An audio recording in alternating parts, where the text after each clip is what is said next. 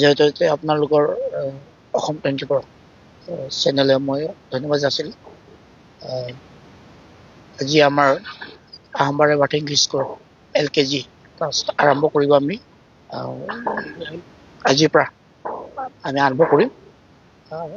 লগতে আমি এইটো ক'ব খুজিছোঁ যিহেতু আমাৰ স্কুল আমাৰ এখন বিদ্যালয় আহমবাৰী বাটিং স্কুল KG1 পৰা লৈ ক্লাছ 12 আছে আমি আৰু এই পৰ্যায়ক্ৰমে আমি এই চলিত মাহৰ যিটো মাৰ্চ 23 পৰা আমি সকলো ক্লাছ KG2 পৰা লৈ পিনি ক্লাছ 12 আমি আৰম্ভ কৰিম। কিন্তু আজি প্ৰথমতে আমি KG1 যিটো ক্লাছ এটা আমি আৰম্ভ কৰিম বুলি আগবাঢ়িছোঁ।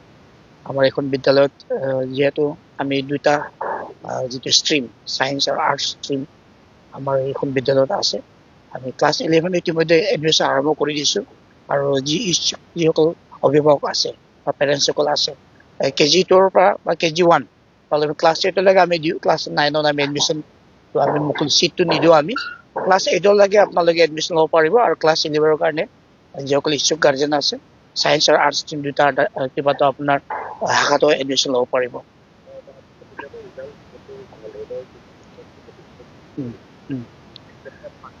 আমাৰ ক'ব গ'লেতো 2015 চনৰ পৰা আমাৰ এখন বিদ্যালয় SLC এক্সাম বা মেট্ৰিক এক্সামখন আমি আমাৰ স্কুলত দিয়া হৈছে। বছৰৰ প্ৰতি আমাৰ 10% ৰিজাল্ট হয়। আমাৰ 90% এব আমাৰ ফাৰ্ষ্ট ডিভিজনটো আহে, তাৰপিছত ছেকেণ্ড ডিভিজন ষ্টাৰ ডিষ্টিংশ্যন প্ৰতি বছৰে আহি থাকে মানে। আৰু এবাৰ আমি এটা বাৰ্তা দিব খুজিছোঁ আমাৰ এখন বিদ্যালয় প্ৰথমভাৱে সায়েন্স শাখা যি সায়েন্স ষ্ট্ৰীমৰ 8গৰাকী ছাত্ৰ ছাত্ৰী আমাৰ এবাৰ হাই ছেকেণ্ডেৰী পৰীক্ষাত উত্তীৰ্ণ হৈছে।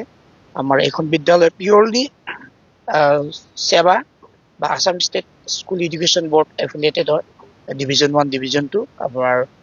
লগতে আমি এইখন বিদ্যালয়ত আমি যি ধৰণে আমি মানে ৰিজাল্ট পাব লাগে এইখন ৰিজাল্ট আমি পাই আছোঁ, কিয়নো আমাৰ যিসকল ফেকাল্টি মেম্বাৰ্ছ ট্ৰেইন আপ হয়।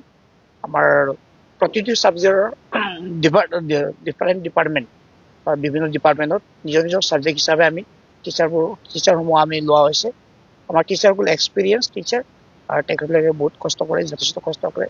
ইয়াৰ কাৰণে আমি প্ৰতি বছৰে কোৱালিটি ষ্টুডেণ্ট আমি পাবলৈ সক্ষম হৈছোঁ। আৰু এখন বিদ্যালয়ৰ পৰা আমি জনাই সুখী হৈছোঁ যে এইখন বিদ্যালয়ৰ পৰা বহুতো ছাত্ৰ ছাত্ৰী JEE NEET ক্লিয়াৰ কৰিলে, লগতে বহুতো ছাত্ৰ ছাত্ৰী বিভিন্ন মানে প্ৰতিষ্ঠানত মানে চাকৰি কৰি আছে বা জব কৰি আছে। আমি